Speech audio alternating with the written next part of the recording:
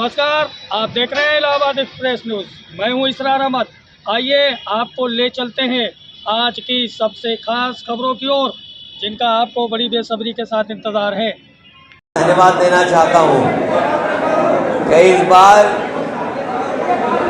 तपती हुई गर्मी में जहां लोग घरों से नहीं निकल रहे थे और उतनी दोपहरी में या कैसा भी समय रहा होगा, समाजवादी कार्यकर्ता सभाओं में आया, घर घर गया, गांव-गांव गया और पार्टी के कार्यक्रमों को लेकर के जनता के बीच में लगातार बना रहा।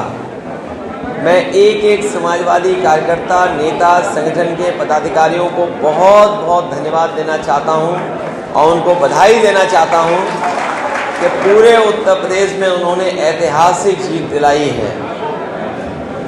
2024 का चुनाव जनता के मुद्दों की जीत का चुनाव रहा।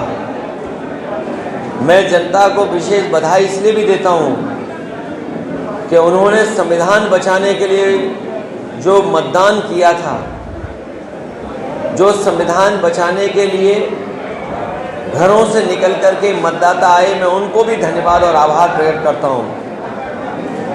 हमें उम्मीद है कि इसी तरीके से हम सब लोग मिलकर के समाजवादी पार्टी की विचारधारा को और मजबूत बनाएंगे और गांव, गरीब और जो हमारे तमाम पिछड़े, दलित, आदिवासी भाई बहनें, उनको जोड़ करके अपने साथ लगातार इसी तरीके से कदम मिला करके चलने का काम करेंगे।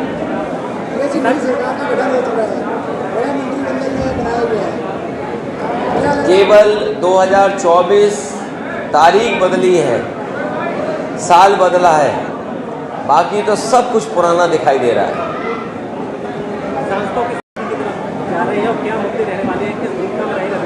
अब बहुत जल्दी जब भी लोकसभा शुरू होगी, क्योंकि लोकसभा शुरू होने से पहले अभी सभी सदस्यों को शपथ दिलाई जाएगी और जैसे कार्यक्रम बढ़ेगा, समाजवादी पार्टी के कार्यकर्ता, उनको फिलहाल तो हम लोग धन्यवाद दे रहे हैं और बहुत जल्दी जब सदन चलेगा तो जनता के सवाल और संविधान के सवालों को रखा जाएगा।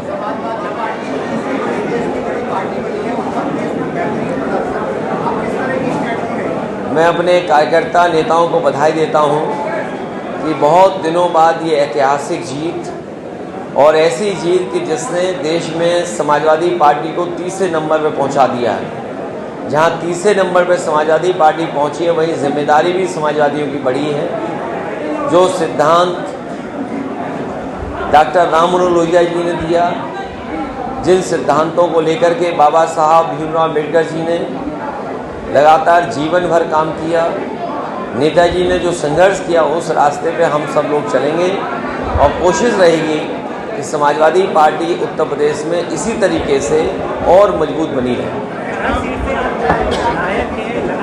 मैंने अपने करहल और मैनपुरी के कार्यकर्ताओं से बातचीत भी की, मिलने का भी काम किया और उन लोगों से मैंने कहा भी कि अब जब 2 जगह से चुनाव में जीत गया हूँ तो एक सीट छोड़नी पड़ेगी।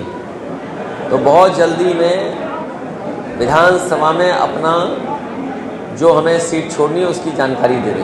अरे भैया, संभाल दिया योगी आदित्यनाथ है। मोदी का जादू खत्म हो चुका है। आप बताओ, मोदी जहां से चुनाव लड़े, बगल में चंदौली नहीं बचा, गाजीपुर नहीं बचा, मछली शहर नहीं बचा, 3 तरफ से बनारस घिरा हुआ है, तीनों सीट हार गए। और मीडिया हमारा कहता था कि मोदी जब लड़ते हैं तो उनकी हवा जो है पूरे पूर्वांचल में और उसके बाद बिहार में और बंगाल तक चली जाती है। लेकिन वो तो अंतिम चरण में योगी आदित्यनाथ ने बनारस में आकर के एकदम खूंटा गाड़ करके इस बात का प्रयास कर दिया और अपने लोगों को तेज किया कि किसी भी सूरत से मोदी जी को जिता देना। और नहीं, यकीन मानिए, मोदी जी भी चुनाव हार गए होते अगर इतना मजबूती से योगी आदित्यनाथ लड़े। सर, आपका कहना है कि यूपी में मोदी की हार हुई है लेकिन योगी सफल नहीं। हमारा ये मानना है कि 33 सीट जो मिली है उसमें 30 सीट योगी आदित्यनाथ के प्रयासों, मेहनत और उनके चेहरे पर 30 सीट लौट के आ गई। 3 सीट होगी जो भारतीय जनता पार्टी, उनका समीकरण या मोदी जी के चेहरे पे आई होगी।